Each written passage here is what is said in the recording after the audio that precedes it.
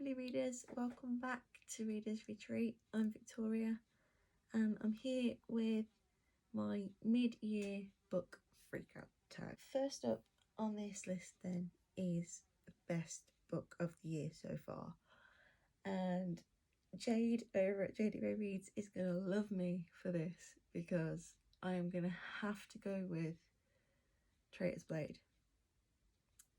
by Sebastian de Castell.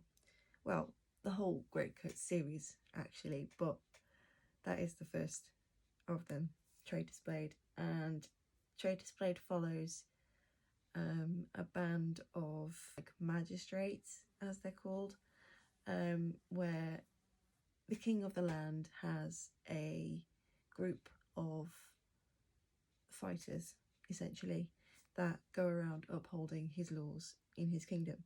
And when the king is killed, just before he's killed, he gives each one of his greatcoats a task that they have to fulfill in his name after he's gone. So this then follows three of them, Falkio, Kest and Brasti, as they try to fulfill those tasks set to them by the king, and obviously everything that ensues from that as well. So yeah, I absolutely loved this series. I binged the lot, one after the other. There's four of them: Traitor's Blade, Night's Shadow, Saint's Blood and Tyrant's Throne, and they are so good, so good. I am so glad that I decided to pick these up. I mean, Jade has talked about these constantly on her channel, because Sebastian de Castell is one of her favourite authors, and she's actually interviewed him recently, which was incredible for her. I'm so proud of her, and I'm so happy for her because it was just amazing. She did so well. But yeah, I absolutely loved these books. I don't have a physical copy of them, but it is on my wish list to eventually get them. But I read them via my Kindle and also audiobook. I do that with a lot of my books now, as you may already be familiar. I talk about it a lot. I absolutely loved each one of these books. I've put Traitor's Blade as the best book because it's the first in the series, but they all got 5 stars for me. Admittedly, I think Traitor's Blade and Night's Shadow come above the other two slightly in the 5-star kind of feels, because Traitor's Blade is more about getting to know Falkio, Kest and Brasti, and then Night's Shadow is where it all starts to kick off. Basically, it kicks off big style in Night's Shadow and then carries on from that point. So yeah, it's just a fantastic series and a brilliant introduction to Sebastian de Castell.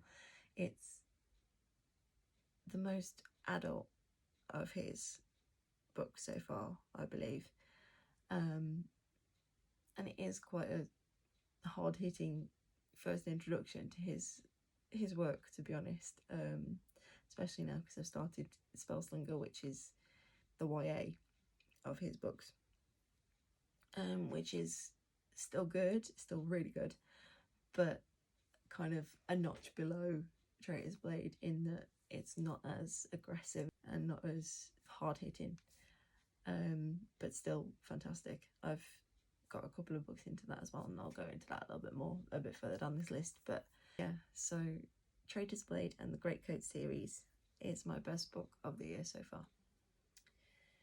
Best sequel of the year so far, I can't say that Traitor's Blade is the best book of the year so far without saying that Night's Shadow is the best sequel.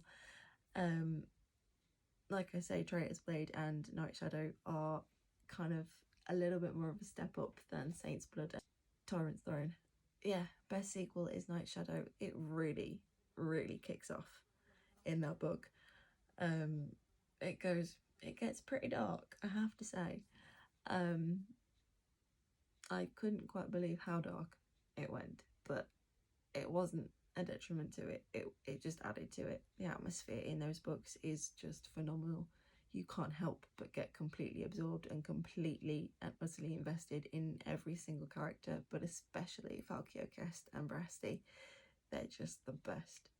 So yeah, I think Night Shadow definitely has to come under the best sequel. New release that I haven't read yet. With this one, it was a little bit difficult because I'm not one for keeping up with new releases, to be honest with you. It comes out and then people talk about it and then it hits my radar. I'm not one that follows new releases going, I have to read this, unless it's an auto-by author for me. None of my favourite authors have got anything new coming out that I know of yet. So with this one, I have gone for Malibu Rising by Taylor Jenkins Reid. I read Daisy Jones and the Six by Taylor Jenkins Reid and absolutely loved it. Again, I combined the book with the audio reading along and it was just fantastic. Absolutely fantastic, and I loved every minute of it. And then I found out that Malibu Rising is coming out and I thought I need to read more by Taylor Jenkins Reid and see if she does become an auto-by author for me. So Malibu Rising follows four famous siblings that throw a party to celebrate the end of summer, and throughout that one night their lives change forever. That's a basic synopsis, and really that's all I want to know going in. I like to keep the majority of what I read a surprise, so I will read the bare minimum when it comes to a synopsis or a blurb to catch my intrigue, and that's enough really to catch my intrigue, because like I say, I really enjoyed Daisy Jones and the Six and I want to see what else Taylor Jenkins Reid is capable of. Most anticipated release for the rest of the year. This one again was really tricky. I've gone with The Last Graduate by Naomi Novik that comes out in September, I believe. It's the sequel to A Deadly Education, and this one really did catch my eye by the premise of it. I'll read the blurb for you because I've not actually read this one yet, and you might think, well, why is the next one your most anticipated read? Well, it's because the premise of this one, I need to read the next one immediately. I'm sure I will. The synopsis says, enter a school of magic unlike any you have ever encountered. There are no teachers, no holidays, friendships are purely strategic, and the odds of survival are never equal. Once you're inside, there are only two ways out. You graduate or you die. Elle Higgins is uniquely prepared for the school's many dangers. She may be without allies, but she possesses a dark, strong power enough to level mountains and wipe out untold millions. Never mind easily destroy the countless monsters that prowl the school. Except she might accidentally kill all the other students too. So Elle is trying her hardest not to use it. That is, unless she has no other choice. And also, this edition is just absolutely stunning. Gold sprayed edges. I don't know how well you can see that on camera. And absolutely stunning end pages. This is a map of the school, but look at that. Just stunning.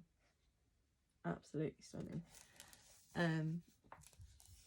So yeah, I'm really excited to dive into this one actually. I'll read this and then buy The Last Graduate, because that's billed as, let's just see, Elle is in even more danger from the dark school of magic as graduation comes, and few will make it out alive.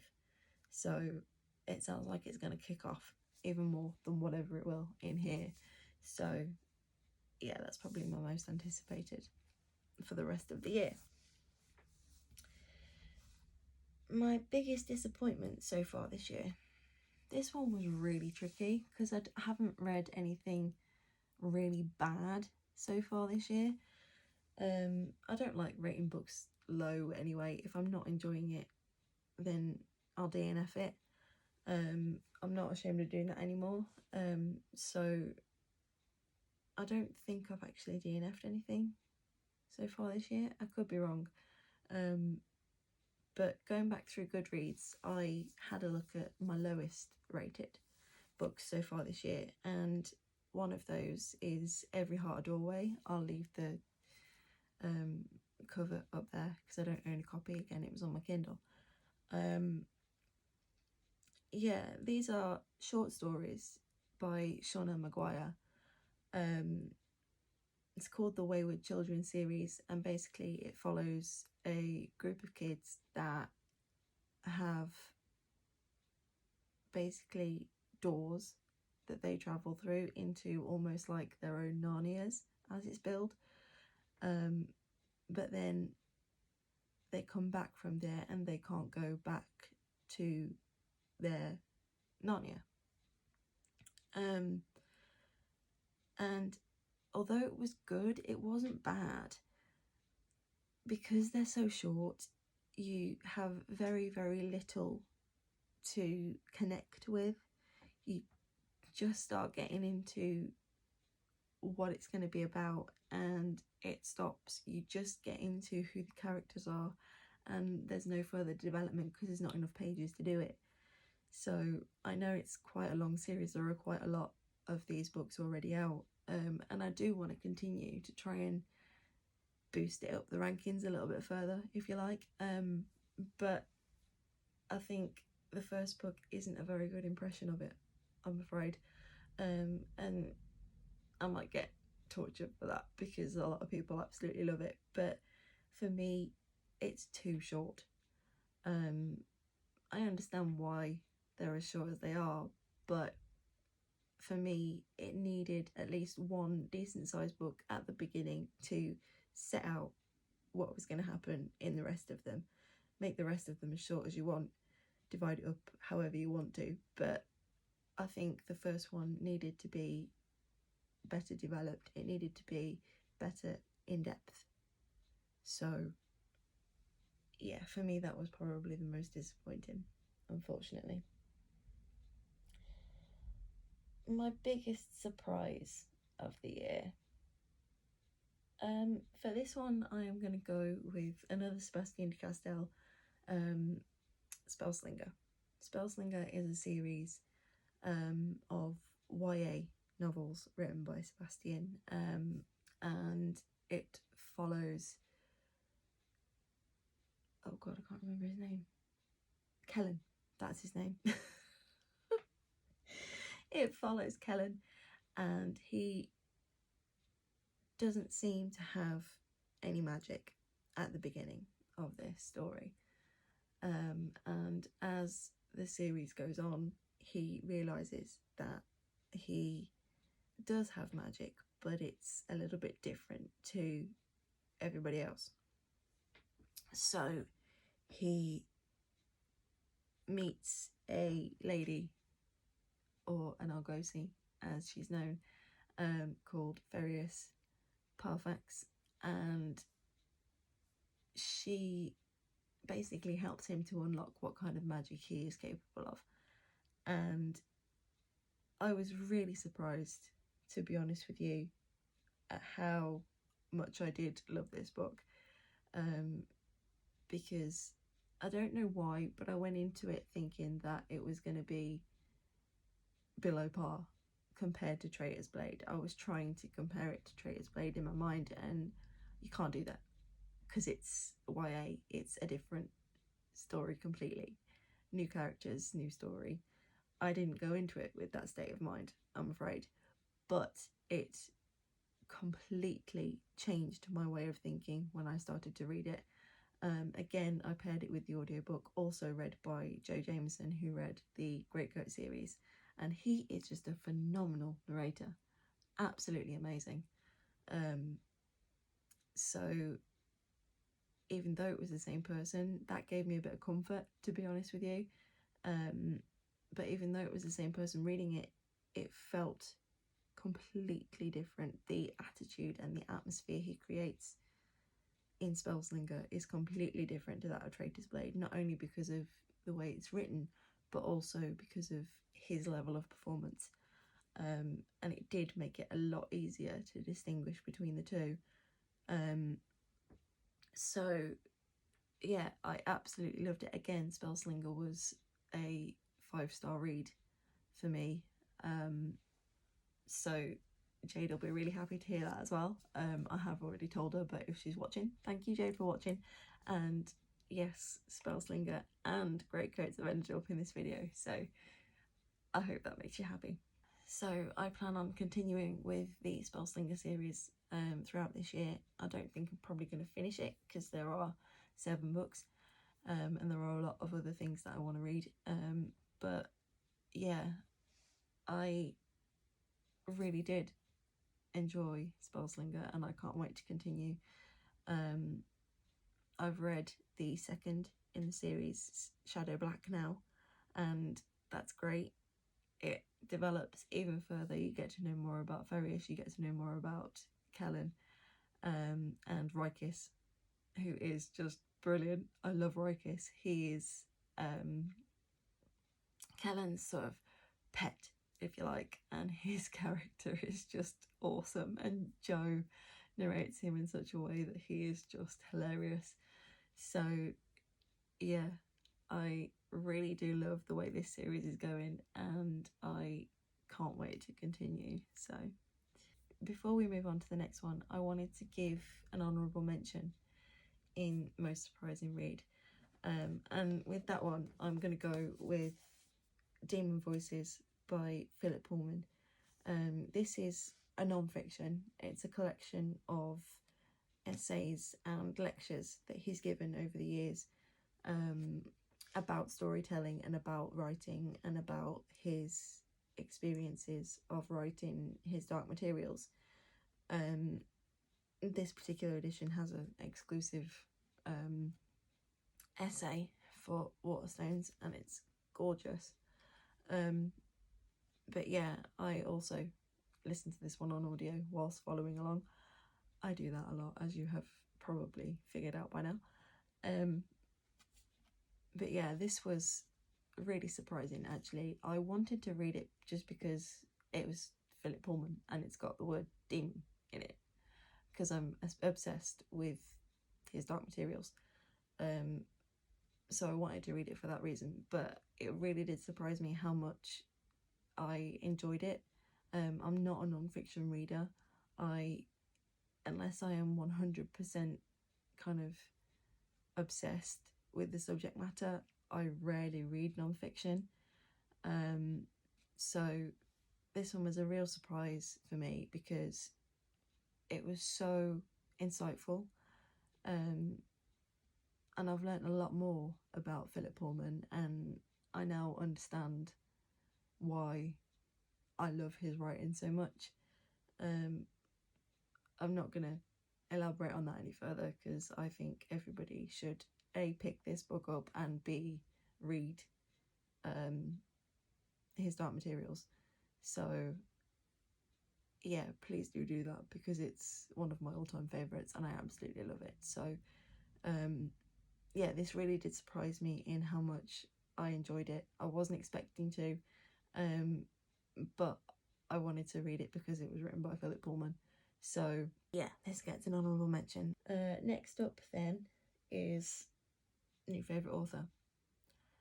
And for this one, I have to go with Sebastian de Castell, which is going to please Jade all the more. Yeah, I've loved everything I've read by him so far this year. You know, the Greatcoat series is by far the best series I've read so far this year. And Spellslinger is looking like it's going to be a close second. So yeah, I'm really, really, really happy to say that Seb is one of my new favourite authors. Fictional Crush. Well, again, I'm going to have to go with the Greatcoat series here and say that My new fictional crush is Falkio. I completely fell for him, and I got so invested in his story. And when I say Night Shadow kicks off, it kicks off for Falkio big style. And yeah, I was on the edge of my seat the whole time, sucked in and immersed. Very close second though has to be Kest, because Joe Jameson reads him with a Scottish accent, and my god, does he do it justice. He is so good, so good. I've got a thing for a Scottish accent anyway. You'll know that from my love of like David Tennant stuff and James McAvoy stuff. Scottish, and I'm there, trust me. So, which will make my boyfriend happy because he's half Scottish. So yeah, I have a bit of a crush on Falkio, to be fair, and Kest as a very close second. New favourite character. For this one, I'm going to go with one of the first middle grades that I read for this year, to be honest, and that is A Pinch of Magic by Michelle Harrison. But the character in here, Betty, is my new favourite character. She is feisty, she's funny, she is strong-willed, she is just the best character I think I've read in a middle grade since I started reading it, to be honest. She's just brilliant. I love her. She is who I wanted to be when I was her age. She's who I want to be now, to be honest with you. She's got guts, this kid. And yeah, so A Pinch of Magic follows three sisters, Fliss, Betty and Charlie, as they try to undo a curse that their family has been under for generations. I absolutely love this book. I have done a reading vlog of me reading this book because it was very kindly gifted to me by Rachel. Thank you again, Rachel, for gifting this to me. It's an absolutely stunning edition as well.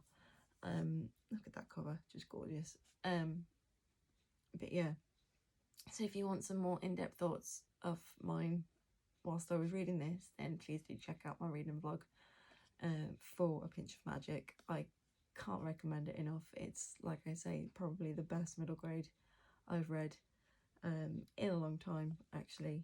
So yeah, Betty is by far my new favourite character of the year so far. A book that made me cry. This one I'm going to be a bit indecisive with, and I'm going to say the entire trilogy of Women Are Some Kind of Magic by Amanda Lovelace. This is a poetry collection, and it contains The Princess Saves Herself in this one, The Witch Doesn't Burn in this one, and The Mermaid's Voice Returns in this one. I read all three in very quick succession, and they're heartbreaking for me. Anyway, there are a lot of trigger warnings in the beginning of these, so if you do fancy picking these up, please be aware of those. You can find a long list of them online. And yeah, it was really hard hitting for me, actually, because I went through some pretty dark places last year in lockdown. I suffer with depression and anxiety, as I've discussed before in previous videos. And I knew this was probably going to be a really difficult read, well, all three of them, but I wanted to pick them up. I picked them up on the recommendation of Steph from Steph Loves. I'll leave a link down in the description box to her channel. Please do go check her out because she's amazing, and I love her to bits. So yeah, I picked these up on Steph's recommendation, and I don't regret them in the slightest, but they did make me cry, in the best way, to be honest with you, because I related on so many levels with how dark my mind went during the lockdowns and things last year, and how far I slipped down the dark ladder, if you like, of depression. But yeah, it was also quite cathartic in that it helped me realise that I wasn't alone in how I was feeling, what I was thinking, and things like that. So it's a positive crying. It's not a, oh my god, I can't believe I'm reading this kind of crying, and I can't handle it kind of crying. It's a positive kind of crying in that it showed me that it's okay to feel the way that I felt, and I'm not alone. So yeah, these ones are definitely on that list for books that made me cry so far this year. But as I say, if you do want to pick these up, please, please, please check out the trigger warnings list before you do. Book that made me happy. This one is quite easy, actually. I've read this one really recently. It's Where the Mountain Meets the Moon by Grace Lynn. I picked this one up on Gavin's recommendation, from How to Train Your Gavin. Again, I'll leave a link down in the description box. Please do go check him out because I love him as well. And this is actually on his favourites list for whatever-a-thon, the readathon that I'm participating in this month, part of middle grade Monarchs. Please do come and join us because we're the best team out there. So yeah, this was my first read for whatever-a-thon and I absolutely adore it. It's steeped in folklore, it's steeped in fairy tale, it is just a beautiful read and I love it. I really do love it, and I've got the next two in the series. I really do want to pick those up, but I need to get through them or whatever-a-thon TBR first. So yeah, I loved it. I really did love it, and it made me so happy because it was such a fast-paced read. It was such an easy read. There's no stresses, there's no complexity to it. It's just lovely. So it follows young Minley, who is basically trying to change the fortunes of her family by going to visit the old man in the moon. Sorry, I was just checking that on the back there, making sure I did it right. To basically try and change her family's fortune. Like I say, there's talking fish, and it's just great fun to read and so heartwarming and lovely.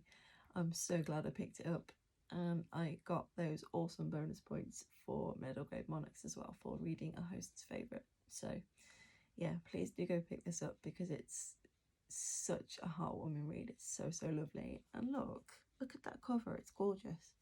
So yeah, please do go pick it up, and some of the illustrations in here as well are just stunning. It's so lovely. I mean, look, just beautiful.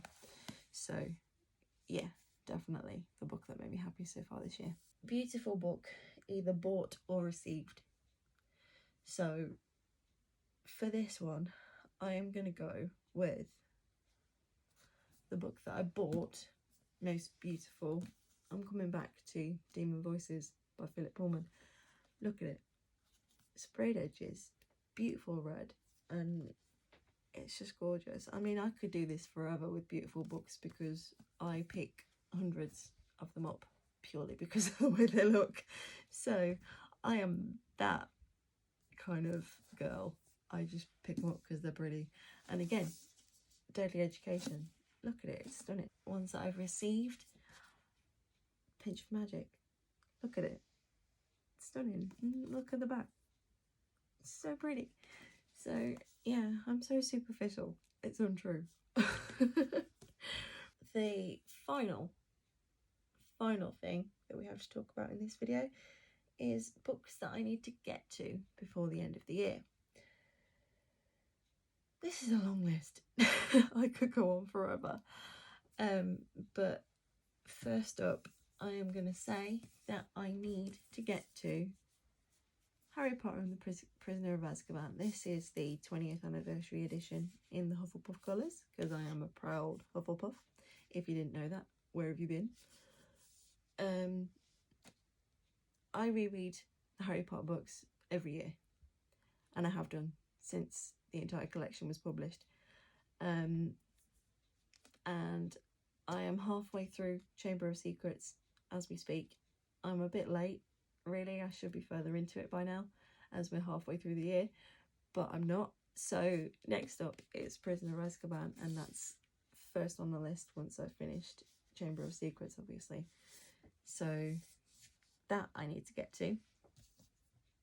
I also need to get to A Place Called Perfect by Helena Duggan. This one is on my Whatever-a-thon TBR. I haven't got around to it yet. I've read a lot of short stories between the bigger novels in my TBR so far to try and break things up a little bit.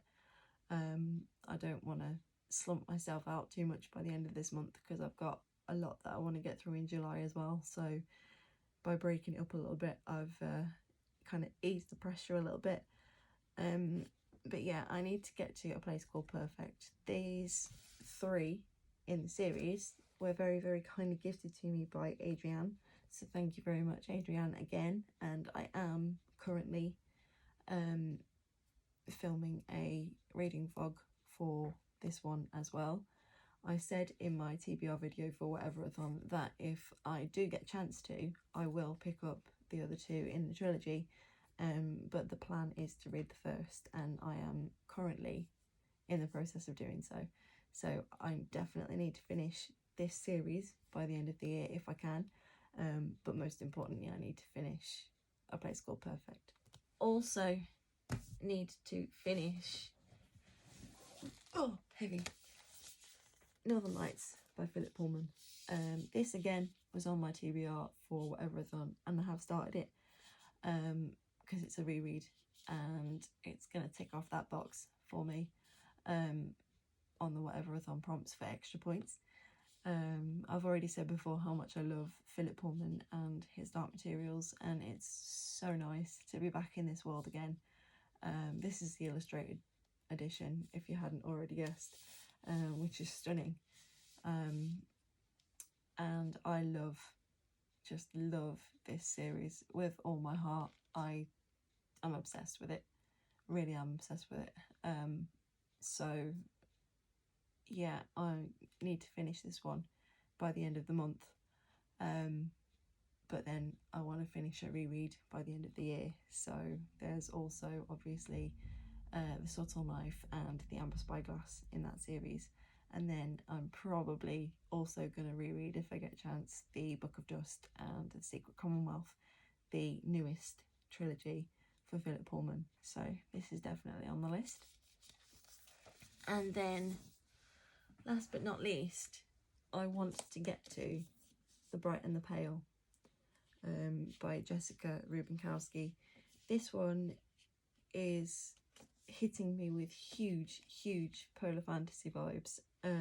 So I'm hoping, beyond hope, that Jade over at Jadeyraereads hosts a summer polathon known as The Meltdown, because we've talked about it as her patrons so often. So please Jade, do that, because I really want to get to this book and I really want to use this as one of my reads for it. So actually I'm just going to read you the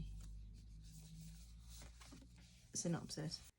17-year-old Valeria is one of the only survivors of the freeze, a dark magical hold Knot Mountain unleashed on her village.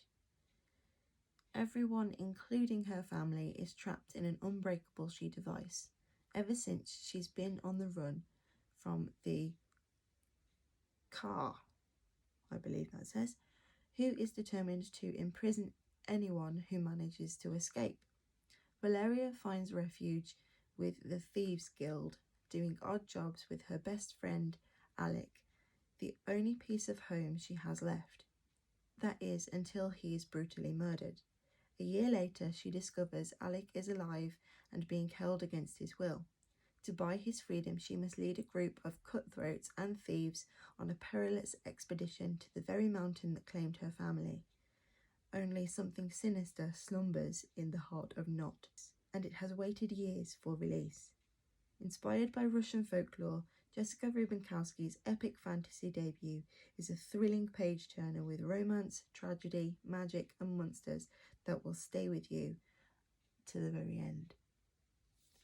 I definitely do want to read this by the end of the year, despite whether or not Jade does Polathon Meltdown. I want to read it by the end of the year. And this, again, is a stunning edition. I mean, look at this. Beautiful, beautiful hardcover as well. There's little patterns on the back there. And pretty spine. Lovely spine. And then the dust jacket. Look at it. It's gorgeous. Just gorgeous. I bought the Fairy Loot edition of this from somebody on Depop, and it's signed, which is really cool. And also she gave me the Fairy Loot Readers artwork card and basically the Fairy Loot scoop for the next edition, which I haven't got my hands on yet, but I hope to. So yeah, this is also beautiful. Look at those sprayed edges. It's like a silvery kind of grey colour. It glitters. I don't know if you can see that on camera, but it glitters and it's gorgeous. So again, I'm superficial. It's pretty. I bought it. But yeah, I want to get to that one before the end of the year as well. I think that's it on my list for that one. Well, there are loads, obviously, because I've got a humongous TBR, but those are the ones that I definitely want to get to by the end of the year, and should do if I can hold myself accountable. So yeah, that's it for my mid-year freak out. Not really a freak out because I'm not freaking out. I'm really happy with my progress so far this year. I think I've just hit 60 of my 100 books for 2021, which is amazing for halfway through the year. And I'm really happy with my progress, and I am also really happy with my progress for Whatever-a-thon and Middle Grade Monarchs. I'm on book number 14, I believe. I only pledged 6. I could have challenged myself a little bit more. I was expecting it to be a harder month than it's been. But yeah, so I'm really happy with that progress as well, and I've loved this month. Basically everything that's gone on reading wise, I've absolutely loved. Diving into middle grades has just really shown me how much I've missed over the years of kind of scooting over the shelves in the bookstore thinking, oh yeah, they're for kids, I won't bother with that. But it's so much fun. it really is. It's just so much fun. So yeah, that's it for my freak out. All of the booktubers that I've mentioned, please do go check them all out. They are absolutely phenomenal, every single one of them. Somebody I've not mentioned by name is Maddie from Book Browsing Blog. She is the creator of Whatever-a-thon, this month-long read-a-thon for June. So please do go check her out. It's not too late to sign up if you want to. Come join Middle Grade Monarchs because we are going to win. So yeah, I will leave links to all of their channels down below. All of my links for my socials will be down below in the description box as always. Come find me, let's be friends, let's chat. And thank you very much for watching. I really do appreciate it. Give this video a thumbs up and leave me a comment down below to let me know you're here. If you've read any of these and want to have a chat about them, again, leave me a comment down below. If you think I should prioritise anything that I need to read by the end of the year in any particular order, again, please do let me know down in the comments. And I will see you in my next video. Bye for now.